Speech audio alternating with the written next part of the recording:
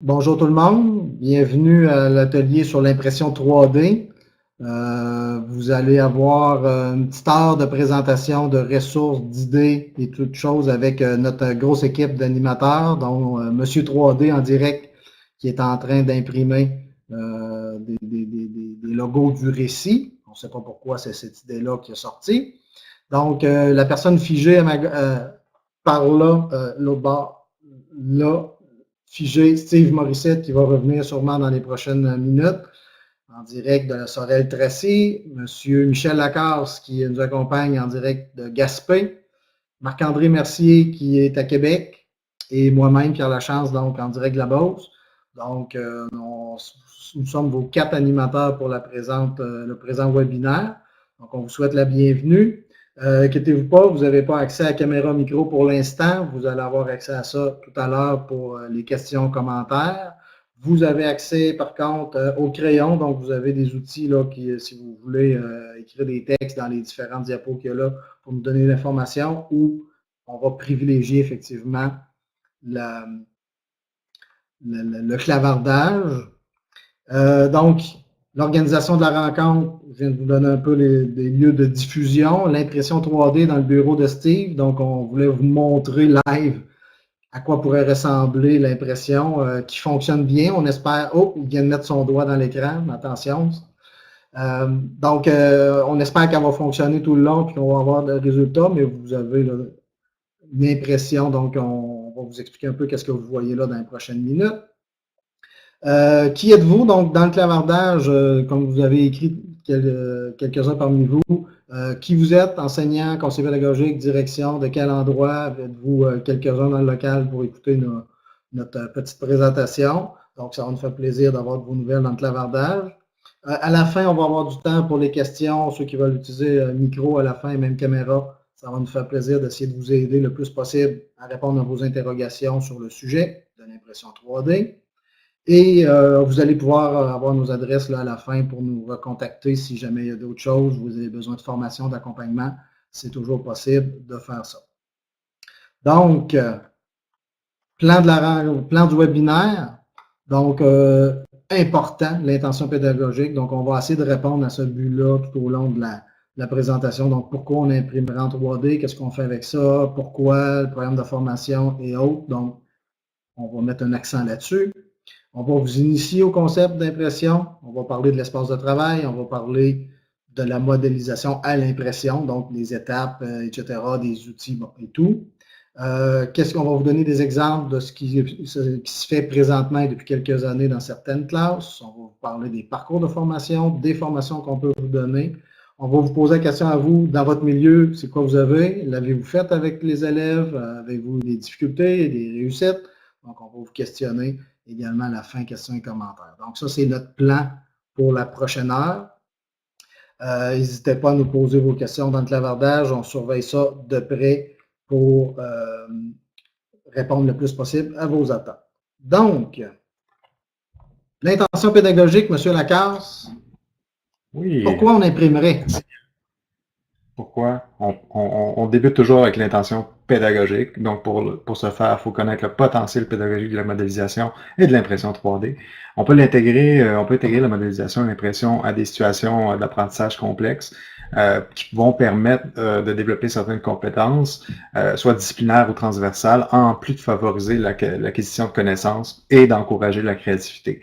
Pour le développement des compétences, on peut penser à des compétences de l'ordre de démontrer être capable d'interagir avec dans un environnement informatique, de produire des documents informatisés et d'adopter des comportements éthiques et sécuritaires parce que on le sait, une imprimante 3D, on peut l'utiliser à toutes les fins, mais effectivement, il faut d'abord avoir un sens éthique lorsqu'on fait de l'impression 3D.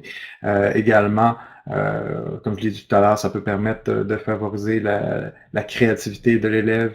On l'engage dans une démarche là, qui est amenée à mettre en œuvre sa pensée créative.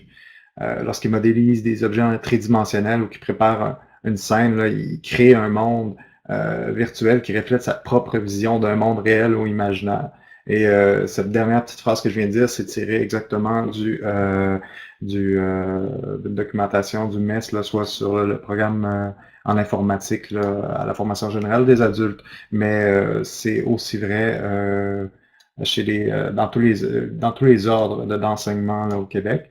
Quant au savoir essentiel, là, j'ai peut-être fait quelques petites suggestions ici là, dans le programme. On parle parfois en mathématiques donc d'un savoir qui est le périmètre, l'air, le volume. Il y a quelques idées d'intégration qu'on pourrait l'intégration de la modélisation de l'impression qu'on peut avoir, soit, disons, pour le périmètre, l'air, le volume, on pourrait avoir une forme à remplir et une aire totale. Peut-être que vous avez déjà vu l'expérience où on plie une feuille de deux différentes manières pour se rendre compte qu'ils ont la même capacité, mais une aire différente. Donc, on peut créer des formes qui vont nous permettre d'expliquer ces concepts-là. Aussi, un autre savoir qui est nécessaire, c'est la décomposition d'un solide complexe en solide simple. On peut montrer à l'élève un objet, puis lui demander de le refaire. Donc, on peut aller en ingénierie inversée. Donc, au lieu de commencer par un plan, mais on peut partir d'un objet, puis faire le plan par la suite. Finalement, on pourrait aussi, pour la production de représentation, avoir, disons, une boîte avec des instructions. À l'intérieur, il y aurait une forme espérée. Puis l'élève doit recréer la forme qui soit la plus fidèle à l'aide d'instructions donc écrites. Le potentiel pédagogique est immense. Il s'agit de se lancer et de ne pas hésiter à l'intégrer à des projets peut-être plus complexes. Disons, moi, en ce moment, je suis en train de créer un diaphragme tel que celui d'un objectif d'appareil photo, qui va être intégré à un autre système plus créé avec du bois et du carton pour être en mesure d'expliquer une loi de la physique, soit une loi là, en lien avec la lumière et tout ça. Donc, n'hésitez pas à repousser les limites. C'est ce qui pourrait... maintenant, je donnerai la parole à Steve, à moins que quelqu'un veuille ajouter quelque chose à ce sujet. Ouais, juste avant de passer à comment ça marche l'impression 3D, les intentions pédagogiques, bon, en sciences et techno, il y a énormément de choses à faire parce qu'on a à faire des prototypes. On a un univers technologique qui est très riche en lien avec la conception d'objets. Donc, on n'est pas obligé de faire tout l'objet en impression 3D, comme Michel vient de dire. Donc, il peut y avoir des morceaux qui sont imprimés et des morceaux de carton, plastique et autres qu'on va aller faire autrement. Donc, ça vient enrichir des projets de sciences énormément. Et en mathématiques, donc, on a une spécialiste, Stéphanie Rioux, je pense qu'elle est dans la salle, qui a travaillé avec Blockscad pour le dessiner en 3D, le modéliser en 3D avec de la programmation, assez pété comme outil. Donc, il y a plein de liens pédagogiques qui peuvent être faits à l'aide de l'impression. Donc, on va essayer de vous en présenter quelques-unes aujourd'hui. Donc, Steve, comment ça marche cette bébite? Bonjour tout le monde, ça va pour le son? Excellent. Donc, ça fait environ 2 ans que je travaille avec des imprimantes 3D. En fait, l'impression 3D, c'est une fabrication qui est additive, qui permet de créer des objets par dépôt successif de matière. Donc, on parle ici évidemment de plastique fondu. On va revenir tantôt sur les différents types de plastique. Donc, si vous voyez la petite vidéo de Monsieur 3D, c'est une imprimante qui fonctionne derrière moi, qui est en train justement d'imprimer, Pierre l'avait bien deviné, c'est le logo du récit. Donc, c'est vraiment des petites couches de plastique qui sont étagées. On voit très bien par l'image qu'on voit en dessous. Donc, c'est vraiment très fin. On parle d'un filament de plastique, là, environ le diamètre d'un cheveu. Donc, c'est une méthode qui contraste avec les autres technologies de fabrication. Habituellement, on est habitué de voir des méthodes de fabrication qui sont plus soustractives. Donc, on va meuler quelque chose, on va percer quelque chose, on va couper quelque chose, on va mouler quelque chose. Et alors ici, on va vraiment partir de rien et la pièce va apparaître sous nos yeux. Donc, c'est vraiment le concept de fabrication additive ici qui est la base de l'impression 3D. Je vais passer à la diapositive suivante. Donc, le principe d'extrusion, vous allez souvent entendre parler d'extrusion lorsque vous allez imprimer en 3D, dans les paramètres que vous allez ajuster. Vous allez entendre parler aussi de filament. Donc, on va un peu tout démystifier ces termes-là. À gauche, si vous avez peut-être déjà eu des enfants qui ont joué à la pâte à modeler avec ce genre de petits jouets-là. Donc, c'est ça le concept d'extrusion, c'est qu'on crée une pression et le filament plastique représenté par la pâte à modeler va prendre une forme et va sortir. La différence avec l'impression 3D, c'est que c'est un filament qui est entraîné vers une buse qui est chauffée. Et ce filament-là va se déposer en couches successives. Donc, c'est ce qui nous donne l'impression 3D et c'est ce qu'on appelle notre extrudeur. Donc, ici, ce qui tire le filament vers la buse, on appelle ça l'extrudeur. Donc, c'est vraiment ce principe-là qui permet d'imprimer en 3D et c'est les mouvements combinés du plateau et de la buse, comme vous pouvez voir sur la vidéo de M. 3D, qui crée les pièces en tant que telles. S'il y a des questions, n'hésitez pas, vous pouvez les écrire dans le chat, puis on va vous répondre. Vous allez, ouais, je vois, il y a une question. J'ai en effet une petite pellicule, en fait, c'est du bon vieux duct tape que j'ai mis sur le plateau. Dépendamment des imprimantes, des fois, on va mettre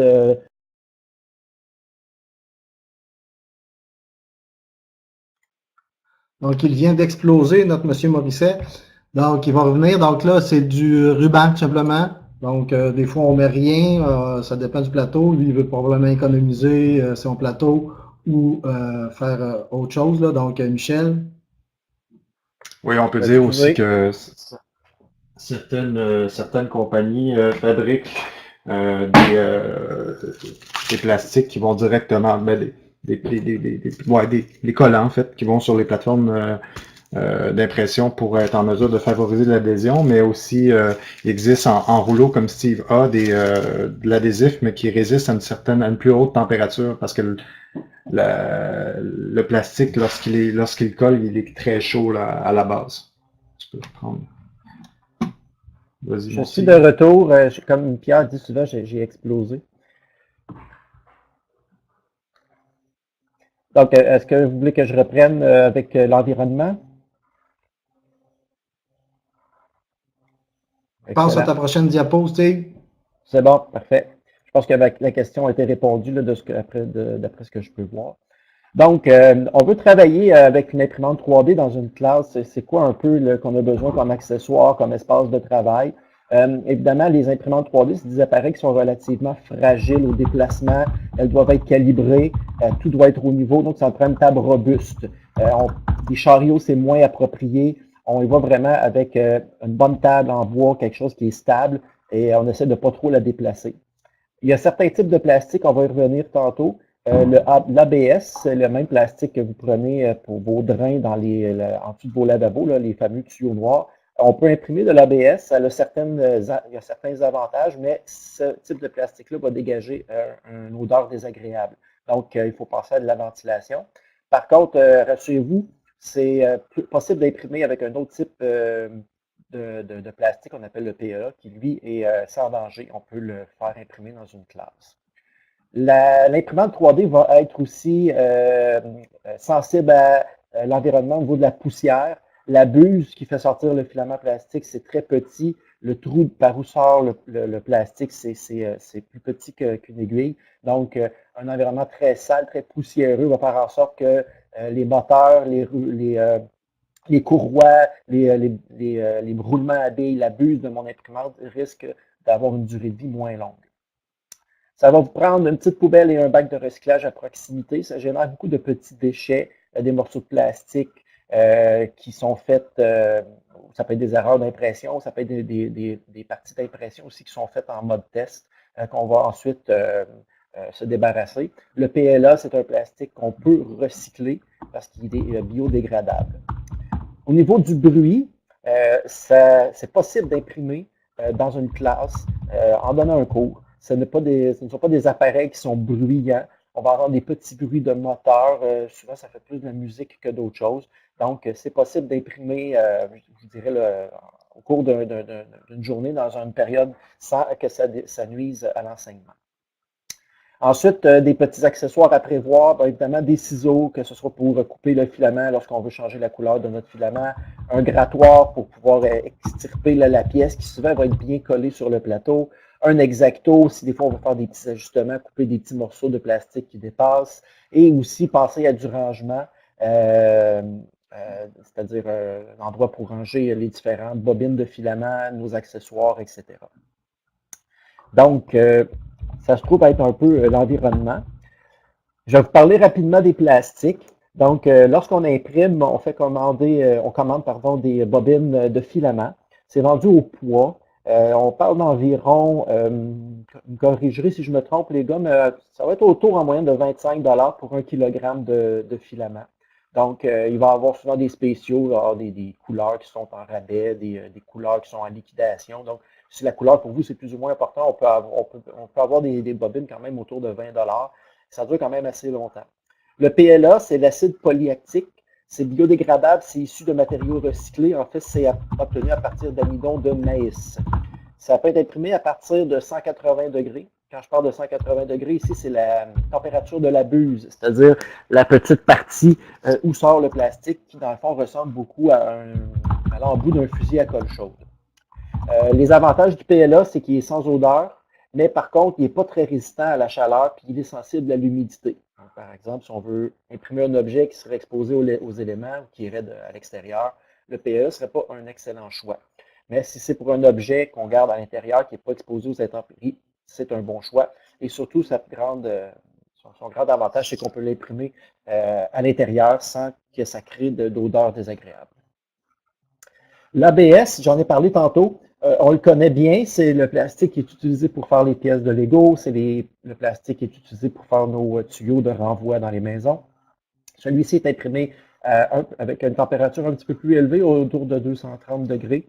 Il est plus résistant à la chaleur, il plie, mais il ne se casse pas facilement. Il dégage une mauvaise odeur. Par contre, il est très résistant aux intempéries, donc évidemment, on fait des drains avec ce type de plastique-là. Donc, c'est un plastique qui a ses avantages. Dépendamment du but et de l'utilité de l'objet qu'on va imprimer, bien, on va aller vers un plastique ou un autre. Les plastiques viennent dans des couleurs très variées. On va avoir des couleurs fluo, toutes les couleurs imaginables. Il y a même des filaments qui vont en plastique, qui vont avoir l'apparence de métal. Il va y avoir aussi des filaments qui vont briller dans le noir. Donc, il y a vraiment plein de filaments qui existent sur le marché. Donc, ça fait le tour au niveau de l'environnement, des principes de base et des plastiques. Je crois que je vais céder la parole à Marc-André.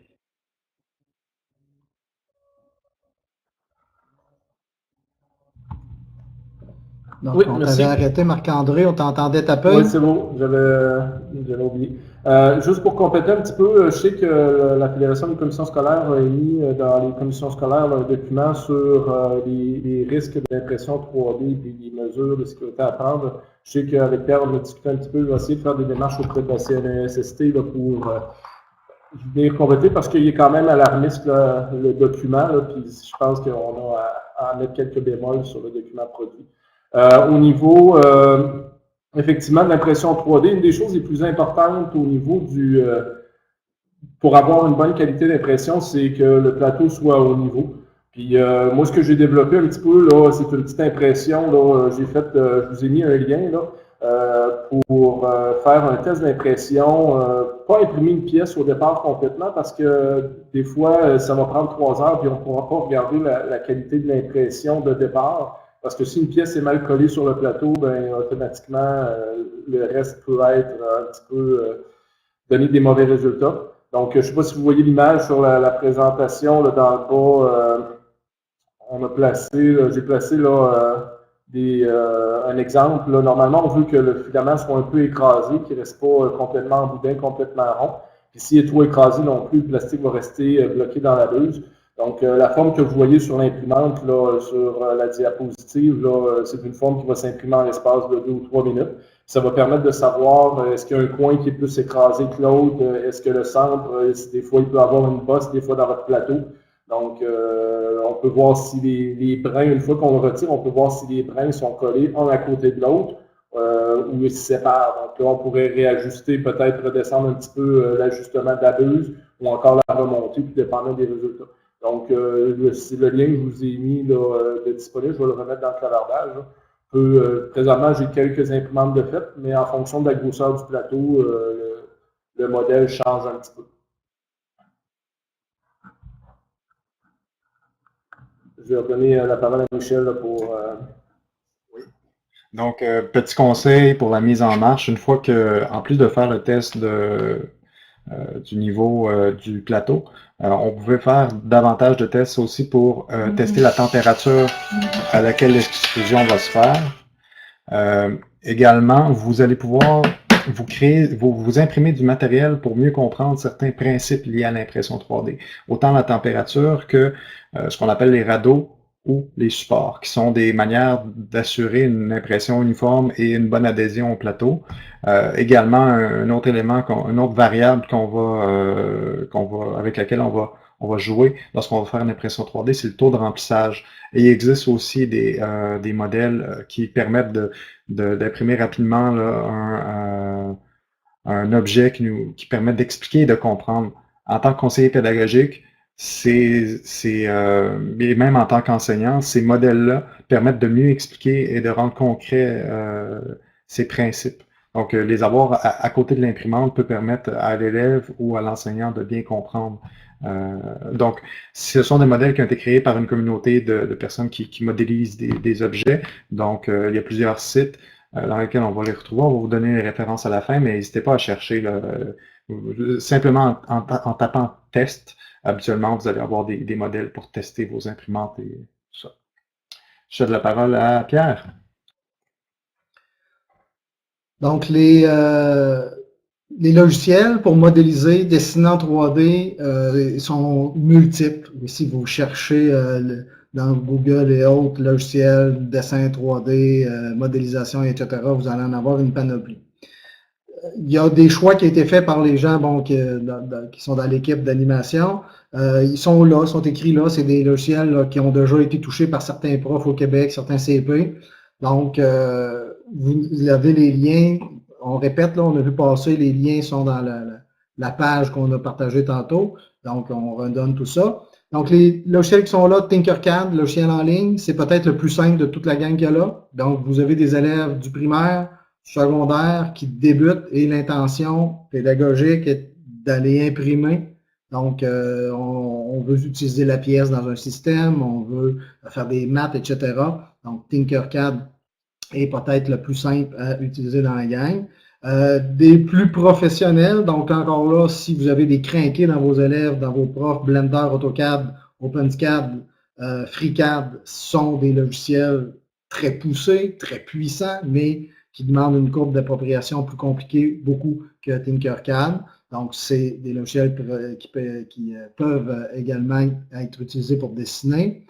SketchUp, un peu plus connu, donc c'était Google qui avait le logiciel, ce n'est plus Google. Donc, le SketchUp reste un outil de dessin 3D qui peut permettre d'imprimer aussi. Inventor, donc un logiciel d'Autodesk, pardon, encore, c'est le même qui fait AutoCAD et Tinkercad en passant. Donc, c'est Autodesk qui fait ça. Donc, Inventor, une coche au-dessus encore. Donc, il y a plein de puissance. On peut faire des choses avec ça. Et le logiciel Onshape, donc le logiciel de dessin en ligne encore, qui se situe entre Tinkercad et Inventor. Okay? Donc, entre les deux à peu près là, dans le niveau de difficulté. Donc, qui dit difficulté dit plus puissant. Donc, dépendamment encore une fois de ce que vous voulez faire, ça sera important de bien choisir votre logiciel. On vous donne des liens tantôt vers des logiciels, pas des logiciels, mais des formations. Et on me rappelle que Blockscad est dans la liste également. Là, on ne l'a pas ajouté là, mais il y en a une panoplie d'autres. Blockscad pour les matheux. Excusez-moi, c'est très avec plein d'amour que j'appelle les matheux. Donc, quand on veut programmer pour dessiner en 3D, donc il y a également Blockscad. On pourra vous donner le lien aussi. Donc, c'était les logiciels qui peuvent permettre d'exporter une image qui va pouvoir être imprimée par la suite. Comment ça marche, M. Steve? Donc, une fois qu'on a dessiné, on a besoin de manipuler ces fichiers-là. Oui. Donc, il y a plusieurs types de logiciels dont on a besoin pour faire des impressions 3D. Je dirais que le logiciel qu'on connaît un peu le moins, qui nous surprend un peu plus quand on travaille avec les imprimantes 3D, c'est ce qu'on appelle le logiciel de tranchage ou le logiciel de slicer, qu'on appelle en bon français. En fait, c'est qu'il prend le fichier et c'est ce logiciel-là qui va transformer notre objet 3D, qui a été créé dans les outils que Pierre vient de nous présenter et va transformer ce fichier-là en coordonnées qui sont lisibles et qui sont capables d'être interprétées par l'imprimante 3D. On parle ici en gros de coordonnées X, Y, Z au niveau du déplacement de la buse puis du plateau. Donc, le slicer, c'est vraiment là aussi qu'on va donner tous les paramètres d'impression à l'imprimante. On va choisir dans notre logiciel de tranchage si on veut avoir une température précise pour notre buse. Michel en a parlé tantôt, la température va avoir un impact important sur la qualité d'impression. On va aussi choisir le niveau de remplissage de notre pièce. Si vous voyez sur l'image ici, on voit des petites mailles, on voit comme des espèces de petits un treillis. En fait, ça représente des parties de la pièce à l'intérieur qui ne seront pas remplies de plastique à 100%. Donc, ça peut être intéressant pour, entre autres, diminuer le temps d'impression et la quantité de plastique qu'on va utiliser. Donc, le remplissage de la pièce va dépendre aussi de son utilité. Est-ce qu'on va avoir une pièce qui est solide, qui est un peu flexible ou qui est très résistante. Par exemple, je vais utiliser un petit marchepied, puis je veux monter dessus, donc je vais utiliser peut-être une impression avec 100% de remplissage. Donc, c'est le slicer, ça se trouve à être notre logiciel de paramétrage et qui transforme les fichiers 3D en fichiers imprimables avec notre imprimante. Il existe une panoplie de logiciels de tranchage. Normalement, vous allez avoir un logiciel qui vient avec votre imprimante, qui est fait par la compagnie.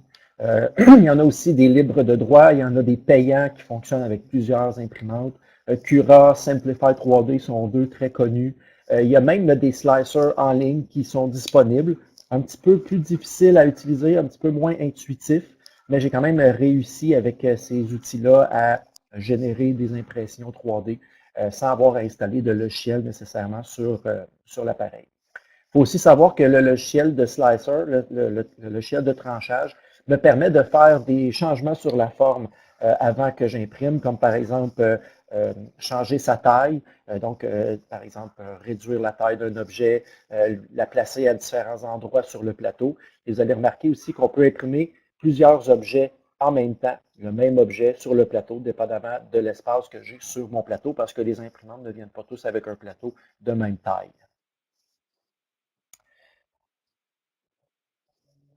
Sans rentrer dans les détails, comment on fait pour imprimer quelque chose comme un logo du récit? En fait, il va falloir faire des transformations et convertir différents fichiers. On va partir, par exemple, avec n'importe quelle image, que ce soit un JPG ou un PNG, donc par exemple un logo du récit. Et là, il va falloir passer en mode vectoriel, qu'on appelle des fichiers SVG. Donc, au lieu d'avoir un fichier qui est fait sous forme de points ou de pixels, on va vraiment transformer ça en logiciel avec un logiciel ou des outils en ligne où mon image va devenir une image vectorielle. Par exemple, vous avez des sites web qui font ça gratuitement. Donc, l'image va devenir un fichier vectoriel.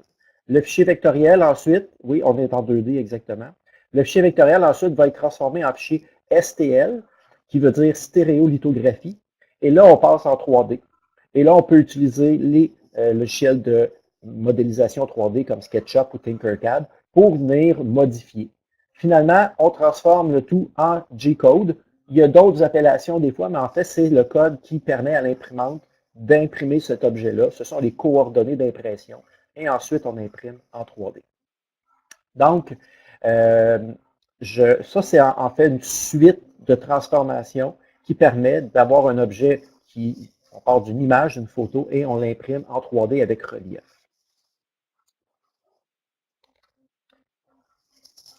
Quand on imprime, des fois, on a besoin d'idées, on a besoin d'avoir des choses à imprimer plutôt que juste imprimer du n'importe quoi. Donc, moi, je me suis attaqué à des petits problèmes quotidiens chez moi. J'avais une cafetière qui moulait le café, puis je trouvais qu'il ne rentrait pas assez de café. Donc, je me suis imprimé une extension pour pouvoir mettre du café. Donc, au lieu d'en avoir pour une journée, j'en ai pour une semaine. Donc, beaucoup de travail ici sur le diamètre de mon cylindre, la hauteur. J'ai un couvercle qui va par-dessus. Il fallait qu'il soit assez haut, mais pas trop haut pour que je puisse rentrer ma cafetière sous l'armoire. Donc, beaucoup de plaisir et beaucoup de mathématiques avec ce petit projet-là. Des petits des petits paniers, des petites choses que j'ai un petit peu partout dans la maison, que j'ai imprimées. Ici, Michel, est-ce que tu veux juste expliquer les deux impressions qui sont là parce qu'elles viennent de chez toi, je crois, hein? Oui. Ben, d'abord, à la gauche, vous voyez un projet qui a été réalisé en rétro-ingénierie. En fait, on a créé une pièce pour répondre à un besoin, pour ajouter une pièce sur un objet 3D sur une pièce déjà existante. Puis à droite, petite anecdote, petit conseil. Comme on l'a dit au début, l'impression 3D fait un petit peu de bruit. Puis moi, j'ai eu une imprimante. En fait, maintenant, j'en ai encore deux dans mon bureau. À certains moments, on a trouvé que ça faisait un peu trop de bruit. Puis il y a des gens qui se sont plaints. Petit truc, imprimez quelque chose, faites un cadeau. Et à partir de ce moment-là, vous allez être tranquille. Donc, à la droite, on voit quelque chose qui a été donné en cadeau à quelqu'un qui était bien heureux et que je n'ai pas entendu se plaindre par la suite.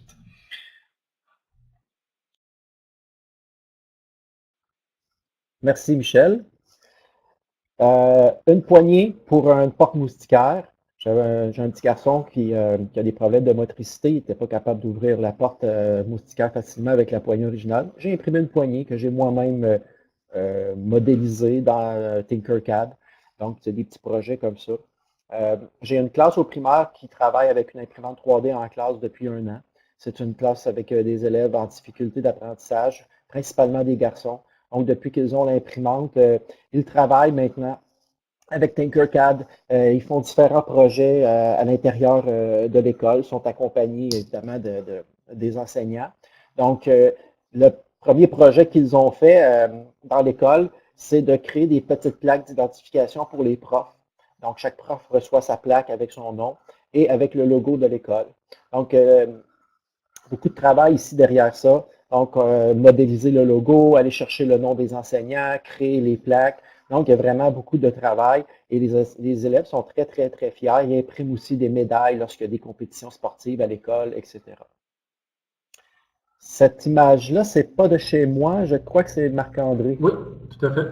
Tu sais, dans les projets, justement, tu sais, moi, ça va faire à peu près 5 ans que je fais de l'impression 3D avec les élèves. Puis un des projets que j'ai développé assez rapidement, c'était un projet où les élèves prenaient des cahiers de mathématiques ou encore de sciences, puis ils allaient faire des objets 3D, mais l'objectif premier de tout ça, c'est que on a un service régional pour les élèves en déficience visuelle ici dans la commission scolaire. Donc, les élèves prenaient des objets qui sont visuellement difficiles à comprendre ou à visualiser pour les élèves en déficience visuelle.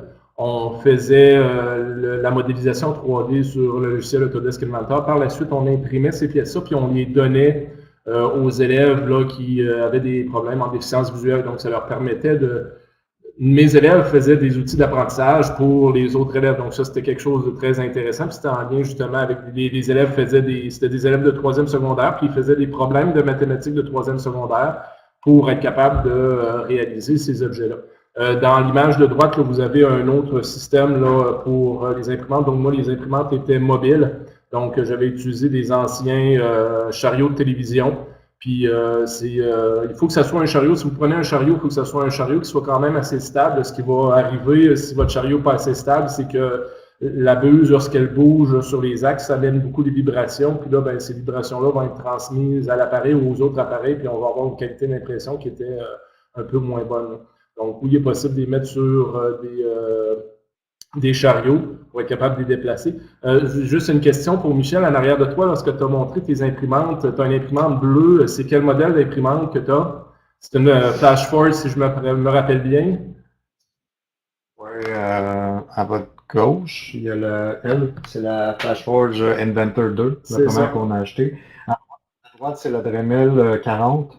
Donc, juste un petit commentaire sur la Inventor 2. Présentement, j'en ai essayé plusieurs imprimantes et présentement, pour moi, c'est l'imprimante qui fait le moins de bruit. Donc, si vous voulez avoir cette imprimante-là dans une classe, j'ai été impressionné à quel point on n'a aucun bruit ou à peu près pas lorsqu'on va faire rouler cette imprimante-là, là, comparativement à d'autres que j'ai déjà vues. Avoir cette imprimante-là qui roule dans une classe, il n'y aurait aucun problème, là, puis ça ne dérangera pas un cours qui pourrait être donné. Merci. Merci Marc-André. Un concept très intéressant aussi qui existe dans l'univers de l'impression 3D, c'est de s'imprimer des petits ajouts qui améliorent nos imprimantes. On va appeler ça des mods ou des modifications. Donc ici, ce que vous voyez, c'est le filament, la bobine de filament. Et l'imprimante qui imprime présentement dans la fenêtre de Monsieur 3D, c'est une Annette A8. C'est une imprimante très abordable, mais un peu bruyante et qui vient avec presque pas d'options. Il n'y a même pas de support pour mettre le filament. Donc, on va sur Internet, on cherche des modèles, on les crée nous-mêmes. Et là, ce que j'ai créé, c'est un petit support à filament avec une petite vis qui tient la bobine. Et voilà, on a un support à filament qui a été créé là, de toutes pièces pour cette imprimante-là. Même chose, j'ai une autre imprimante qui est une Flash Forge. Et puis derrière, ça venait avec des supports à filament, mais le support était trop large pour les types de bobines que j'avais. La bobine ne rentrait pas dans le support, donc j'ai imprimé mes propres supports avec le diamètre adéquat pour que la bobine tienne. Ici, au milieu, on voit un petit œillet qui guide le filament vers la buse pour empêcher que le filament se promène un peu partout lors de l'impression. Donc, des fichiers comme ça, on trouve ça à la tonne sur Internet.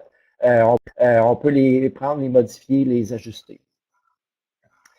Évidemment, l'impression 3D, c'est un peu un art. Il faut vraiment bien connaître son imprimante, puis on n'a pas toujours des impressions réussies du premier coup. On a des fois des succès et des fois aussi, on a des petits ratés, on a des problèmes. Donc, l'impression 3D, c'est beaucoup de essais-erreurs. Lorsqu'on change d'imprimante, on sort un peu de nos pantoufles, on est moins confortable, il faut se la réapproprier. Mais les principes de base sont toujours les mêmes, c'est-à-dire d'avoir une imprimante qui est bien nivelée, qui est bien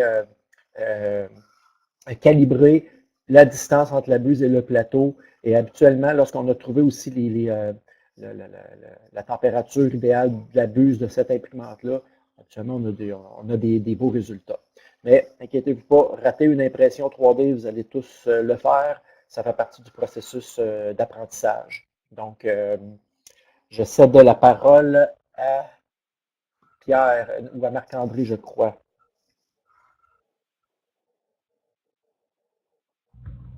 Oui, merci. Effectivement, le dessin 3D, ça peut être un outil en classe où est-ce qu'on peut réaliser des objets, mais il existe plusieurs sites sur Internet là, dans lesquels on va déjà trouver des pièces prêtes à imprimer. Je crois que le plus populaire, c'est effectivement le premier lien que vous avez, là, le Thingiverse, qui est fait par la compagnie MakerBot, qui a mis des liens. Puis ce qu'il y a d'intéressant depuis un certain temps, là, Thingiverse, depuis 2 ans, a mis un lien Thingiverse éducation, donc dans lequel il y a des objets un peu plus éducatifs, si on veut, là, en lien avec différentes matières, mathématiques, histoire ou quoi que ce soit, donc ils sont classés par catégorie. Puis les autres sont tous des éléments dans lesquels on peut retrouver des choses quelque peu différentes, là, mais c'est tout téléchargeable. Habituellement, parfois, il y en a certains qui vont prendre des comptes gratuits qu'il va falloir ouvrir au niveau de ces éléments-là. J'attire un petit peu sur le dernier lien, le 3D Content Central, c'est un site qui a été fait pour les compagnies. Donc, une compagnie qui fait un certain interrupteur pour électrique, un interrupteur électrique pour une lampe de poche, quoi que ce soit, va souvent avoir déposé le modèle 3D. Ces fichiers-là ne sont pas directement imprimables. Cependant, on peut par la suite prendre ce fichier-là, le dessin CAD, au fichier CAD qu'on appelle. Là. Ces fichiers-là ne sont pas directement imprimables. Cependant, on peut par la suite prendre ce fichier-là, le transférer dans un logiciel de dessin et là, on va pouvoir le transformer en fichier STL pour être capable de l'imprimer. Bien sûr, l'interrupteur que je suis en train de parler, il n'est pas utilisable là, parce qu'il va être imprimé en plastique, mais il va avoir exactement les mêmes dimensions qu'un objet qu'on aurait imprimé. Donc, ça peut être très intéressant si vous avez besoin des boulons, souvent vont être dessinés là-dessus, plusieurs pièces électroniques. Ceux qui veulent imprimer, c'est sûr, un Arduino en plastique, ça ne sert pas à grand-chose, mais le modèle Arduino est déjà dessiné sur ce site-là. On peut l'importer dans un dessin et ensuite de ça, là, faire nos pièces à partir de ce dessin-là.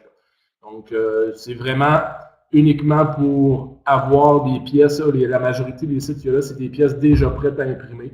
La majorité, la totalité, principalement, ne sont pas modifiables. Là. On les imprime telles quelles, à part grossir l'échelle qu'on pourrait faire là, dans le logiciel de Slicer.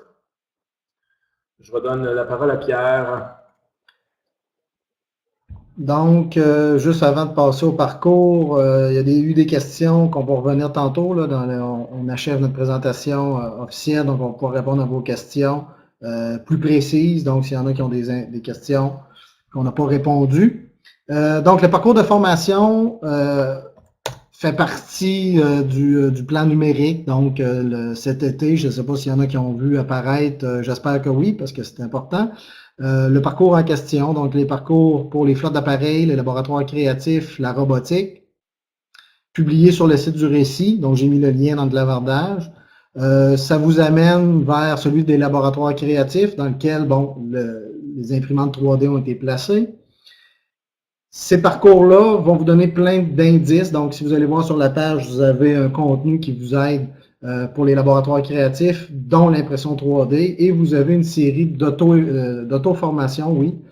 Donc, de dessiner la modélisation et l'impression 3D. Donc, Michel, mon collègue, a fait une formation générale sur la modélisation et l'impression. Et ensuite, vous avez 3 logiciels de dessin qui ont été ajoutés là-dessus, donc Tinkercad, Onshape et Inventor. Donc, vous avez de l'aide dans ces formations-là pour vous aider, ça vous accompagne dans le fond dans l'appropriation de ces outils-là. Ça peut être utilisé avec les élèves, avec un groupe de profs, des CP. On va utiliser ces mêmes formes-là de formation quand on se rend dans votre milieu pour aller vous former. Là, je parle de Marc-André et moi qui peuvent aller un peu partout dans la province, dans les commissions scolaires francophones. Donc, c'est là pour vous. C'est un parcours qui a été pensé pour vous faciliter la vie, pas reprendre à zéro l'utilisation du 3D, la modélisation 3D. Ça, c'est pour la partie formation. La partie information, donc, où on va trouver l'information sur les imprimantes, sur des idées de la documentation tutoriel, les types de logiciels. Donc, on va essayer de mettre ça sur le site web laboratoirecreatif.reci.org que vous avez à l'écran. Donc, je vais coller le lien dans le clavardage. C'est dans ce site-là qu'on va parler, entre autres, des impressions 3D, mais aussi de tous les autres outils qu'on peut utiliser dans un laboratoire créatif, allant du iPad faire des vidéos à de la robotique et autres. Donc, laboratoirecreatif.reci.org. À quoi il sert? Ben, c'est centraliser un peu l'information, parce que c'est sûr que tout le monde un peu au récit et autres, on fait des choses dans notre coin. Si vous avez de l'information que vous ne retrouvez pas là, donc autant en lab créatif qu'en impression 3D, envoyez-nous ça, ça va nous faire plaisir d'ajouter le tout dans le site pour faciliter la vie de ceux qui cherchent à imprimer en 3D. Donc, on est rendu au moment où on vous pose vos questions à vous. Avez-vous des ressources dans votre milieu? Avez-vous des questions? Donc, vous pouvez lever la main. On va vous donner le droit d'utiliser votre micro et caméra pour pouvoir venir nous jaser de ça. Donc là, jusqu'à présent, vous avez utilisé le clavardage. On a essayé de ne pas échapper rien.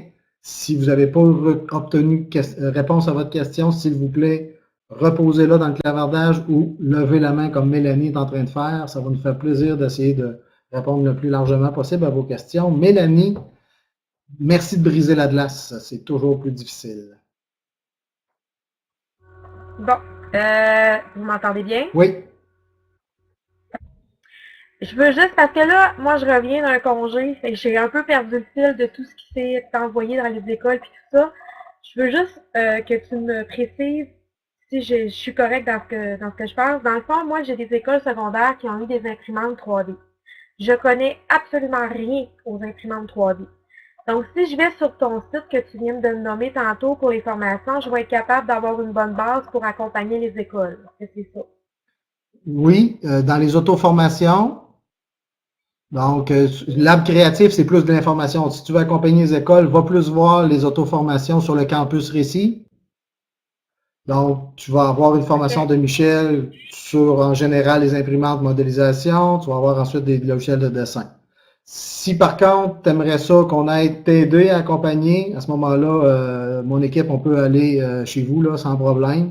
Donc, tu nous envoies un courriel, puis on va t'aider le plus possible à revenir comme il faut et en santé dans ta job. Oui.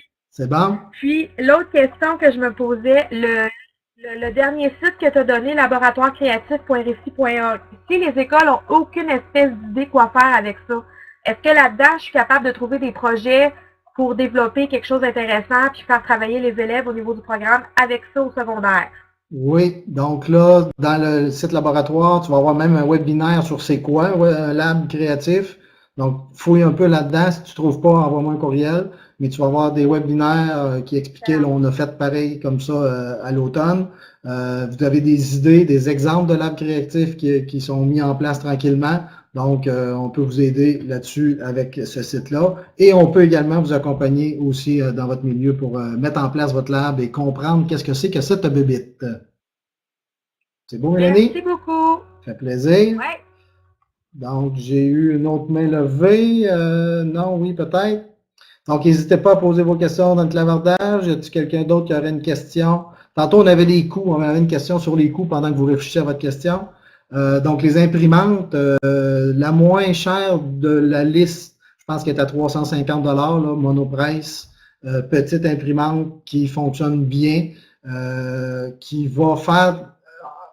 Faut pas penser que parce qu'elle est moins chère, qu'on va avoir une pièce de moins bonne qualité. C'est-à-dire qu'une fois imprimée, là, une fois que je connais personnellement mon imprimante, on va être capable de faire des choses très précises aussi avec une imprimante moins chère. Probablement que ça va être la durée à ce moment-là de l'imprimante comme telle qui va peut-être être de moins bonne qualité, donc les moteurs et tout. Donc, c'est ce qu'on va documenter dans les prochaines années aussi, là, au récit avec les gens qui font de l'impression 3D. Donc, les coûts 350 la moins chère à plusieurs mille. Donc, à vous de voir. Moi, je pense que l'intention, si on ne sait pas si on va aimer faire l'impression, si on ne sait pas s'il y a des profs qui vont embarquer ou pas, payez pas nécessairement très cher parce qu'elle n'imprimera peut-être pas. On va payer cher à ce moment quand on sait que cette imprimante-là va rouler 24 heures sur 24. Donc là, ça vaut la peine peut-être d'investir dans une imprimante un peu plus solide. Donc, vous avez Marc-André qui a mis le lien vers notre courriel d'équipe RCMST. On peut se déplacer. Steve peut former dans sa commission scolaire. Michel pour le FGA dans la région en Gaspésie, dans le Nord. Donc, vous pouvez faire appel à nous autres, à ces gens-là. Et on a aussi, là, ils sont présents dans des colloques et tout. Donc, si vous suivez, là, Michel et Steve font une tournée du Québec, ils font des spectacles. Vous pouvez suivre leur horaire de spectacle en le communiquant avec eux autres. Oui, Michel. Avec M. 3D, il ne faut pas l'oublier. Très important. Mais je voudrais juste ajouter aussi dans la formation, l'auto-formation, modélisation et impression 3D, il y a un espace forum. Vous pouvez aller écrire vos questions là et aller consulter les questions et réponses qui ont déjà été données dans cette auto-formation qui se trouve sur Campus Récit. C'est tout ce que je voulais ajouter. Merci, Marc-André.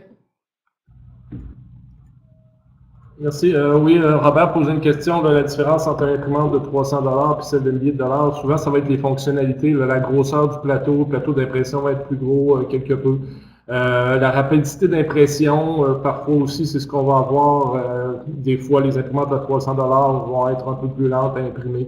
Des fois, vont faire un petit peu plus de bruit dans les classes. Mais comme Pierre a dit, là, il faut vraiment regarder c'est quoi vos besoins. Tu sais, vous pouvez acheter une grosse imprimante à 1500 $, mais si vous décidez de faire beaucoup d'impressions, quand vous allez avoir une seule imprimante puis vous allez vouloir imprimer en masse avec les élèves, vous allez dire une imprimante, c'est pas suffisant. Là, j'aurais dû peut-être en acheter 10 petites à 300 $ pour avoir un plus grand volume d'impression où les élèves vont imprimer des choses différentes sur les plateaux. C'est sûr, on peut s'arranger pour mettre plusieurs pièces différentes sur une grosse imprimante. Et là, ça demande plus de gestion pour être capable d'y arriver, pour placer les pièces de chacun des élèves qui vont venir les faire. Puis là, ben, ça arrive que ce qui se passe, c'est plus l'élève qui va utiliser l'imprimante, ça va être le technicien ou l'enseignant qui va prendre les pièces des élèves qui vont aller porter ça sur l'imprimante. Donc, c'est un choix qui est à faire, mais en fait, de qualité d'impression, 300 $. Moi, j'en ai ici, là, ça va faire 4 ans présentement à 500 $. Il fonctionne énormément, puis on n'a jamais eu de bris, puis il fonctionne très, très bien. Là. Donc, c'est un choix à faire en fonction de ce que vous voulez faire dans vos milieux. Merci. On a eu des questions à propos de qui gère ces fameuses imprimantes-là dans notre milieu. C'est à géométrie variable, pour utiliser des termes mathématiques. Donc, il y a des commissions scolaires qui ont engagé des techniciens, okay, avec les budgets du plan numérique. Il y a des techniciens dédiés à la pédagogie qui vont s'occuper de mettre ça en place, de former sur l'aspect technique de l'imprimante. Former également les gens des écoles à dire, ben, j'entretiens ça comment, là? C'est pas beaucoup d'entretien, mais quand même. Donc, il y a des petites choses à faire. D'autres milieux, c'est vraiment des profs. Donc, c'est parti de prof. Marc-André, c'est un prof qui a fait de l'impression dans sa classe. Il s'occupait de ses imprimantes. Donc, des fois, c'est les enseignants. Ça dépend quel niveau de crinqué il est, là, cette personne-là. Mais des fois, c'est des profs. Des fois, c'est une équipe. Donc, le CP passe de temps en temps. Donc, c'est vraiment variable. Il y a eu des sous d'envoyer dans les commissions scolaires pour aider à l'intégration du plan numérique, à la mise en place du plan numérique. Ben, ces sous-là, si vous avez beaucoup d'imprimantes 3D dans vos milieux, à vous de voir comment vous les utilisez. Donc, est-ce que c'est un technicien? Est-ce que c'est de la libération pour de la formation? Parce que ça se fait par des gens, là. Les TTP aussi, donc au secondaire, on n'en a pas au primaire, mais au secondaire, on a les techniciens en travaux pratiques. Ça, c'est l'aide du prof de sciences, là. Ceux qui ne sont pas en sciences, là. Prof de sciences, au secondaire, il y a quelqu'un qui l'aide à faire la partie laboratoire et atelier. Donc, cette personne-là, dans certains milieux, c'est elle qui s'occupe, un peu comme les autres matériaux de sciences et techno, c'est elle qui s'occupe des imprimantes. Donc, c'est variable. À vous de voir comment vous allez vous organiser le tout. D'autres questions qui n'ont pas été répondues, messieurs, vous avez peut-être vu des choses. La peinture des objets. Donc, il y a de la peinture sur plastique. Oui, c'est ça, c'est possible de peinturer effectivement là, les pièces avec la bonne peinture. Je ne l'ai jamais fait, mais je l'ai vu souvent être fait. Là. Mais ça peut facilement être peint. C'est juste de faire attention avec les types de peinture. Si on utilise n'importe quoi, c'est un plastique. Donc, il existe des solvants. Il y a peut-être des solvants non compatibles avec le type de plastique qu'on va utiliser. Juste pour vous dire, entre l'ABS et le PLA, c'est pas le même solvant qu'on peut utiliser avec un ou l'autre. Donc, avec l'ABS, on va utiliser acétone, tandis qu'avec le PLA, on va utiliser le chlorure de méthyle. Donc, c'est deux choses différentes là, qui pourraient être comme ça. Donc, faire attention à ce niveau-là. Dans les milieux, dans les écoles aussi, là, je pense qu'on l'a dit, mais je le répète, le plastique à mettre en premier, c'est le PLA. L'ABS va être sur certains projets bien précis. Puis comme on ne peut pas imprimer à l'ABS sans mettre sous la hotte de sciences ou autre, là, ça devient, prenez le PLA, vous allez répondre à 99,8% de vos projets avec les élèves. Puis si jamais vous avez un besoin de matériaux différents du PLA, ben, il y a ABS et autres, là, il y a d'autres types de matériaux qui peuvent être utilisés dans nos imprimantes. Donc ça, attendez d'avoir vraiment un besoin criant là-dessus. Pierre? Oui. Juste compléter un petit peu, là, comme je disais, là, pour l'ensemble des gens, là, moi, c'est mon dada, l'aide créatif, impression 3D, dessin assisté par ordinateur. Donc, n'hésitez pas là, à communiquer avec moi si vous avez des questions là, au niveau du récit national, maths, sciences, technologie. Là, ça va me faire plaisir de répondre à vos questions. Puis aussi, là, moi, j'ai déjà des formations là, que je peux aller donner pour le dessin assisté par ordinateur ou encore une introduction à l'impression 3D. Les deux vont se combiner ensemble. Là. Parce qu'il faut comprendre que l'imprimante 3D, une fois que ça fonctionne, au niveau pédagogique, si on veut le lier avec la progression des apprentissages, il y a des liens à faire, mais au niveau du dessin assisté par ordinateur, là, on peut faire beaucoup de liens avec les programmes de sciences ou programmes de mathématiques. Donc, les deux sont une bonne combinaison ensemble là, pour l'impression 3D. Merci, Pierre. OK, donc avant de terminer, une question qui intéresse la foule. Est-ce qu'il va y avoir des répertoires de tâches, de projets qui mettent en place le 3D? Ben, il y a déjà des bouts de faits, là. Si vous allez voir un peu dans les différentes formations qu'il y a en ligne sur le campus, si vous allez dans l'Ab créatif, il y a un début de référencement. Le but, c'est effectivement de ramasser ça le plus possible pour pouvoir faciliter la recherche de ces tâches-là. Mais c'est sûr que là, au départ, prenez le temps de vous approprier vos imprimantes, prenez le temps de voir comment on les entretient, etc. Apprenez à dessiner, modéliser en 3D, donc avec différents logiciels. Donc, pour ce faire, vous avez les auto-formations sur le campus. Vous avez accès au RCMST également qui peut faire ça, autant la partie sciences que mathématiques. Là, je viens de parler de sciences et maths. Vous êtes en langue, vous voulez faire du 3D, on peut aller vous aider aussi. Mais donc, ça, c'est l'idée. Et ensuite, pour ce qui est des tâches, donc, il faut juste ajouter l'impression 3D à un projet qui se fait déjà en sciences et en maths, par exemple.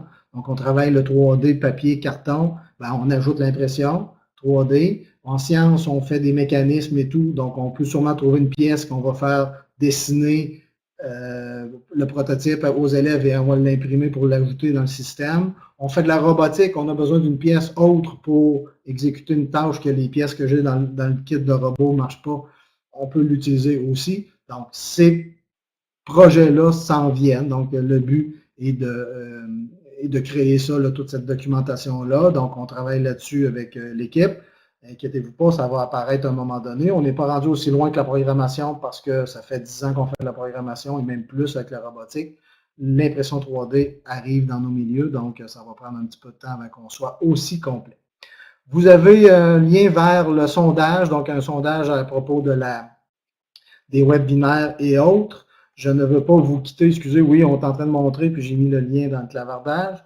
Je ne voulais pas quitter la salle avant de vous dire que le 19 mars prochain, d'autres webinaires gratuits offerts par le Récit sont accessibles, donc entre 9h et 12h le 19 mars prochain. Donc, vous avez Où sommes-nous avec les robots? Vous allez avoir des laboratoires créatifs. Tantôt, on avait une question de Mélanie sur le sujet. On va voir un peu où vous en êtes là-dedans. Cartographie en géographie, citoyens en devenir, les applications de création de tablettes et Code Montréal. Donc, vous avez ces 6 ateliers-là qui seront offerts le 19 mars prochain. Donc, à moins que d'autres personnes n'aient pas obtenu question, l'enregistrement va être disponible et il va être sur la page. Je le remets, donc, dès que le tout est fait, on va le mettre à cet endroit-là. Donc, l'enregistrement sur le laboratoire créatif, le webinaire d'aujourd'hui. Donc, on va l'ajouter avec présentement, il y a la présentation, il y a les différents liens qui sont présents dans la page. Donc, tout va être mis à cet endroit-là. On vous remercie de votre participation, ceux qui sont encore là. Merci, messieurs, de votre aide dans l'animation, de l'expertise autour de ça. Je pense que M. 3D a été très actif. On voit le logo Récit apparaître. Merci, M. 3D. Puis, on vous souhaite une bonne fin d'année scolaire. Si vous avez des problèmes et des projets en 3D, faites appel à nous. On va essayer de vous aider le plus possible. Bonne fin de journée.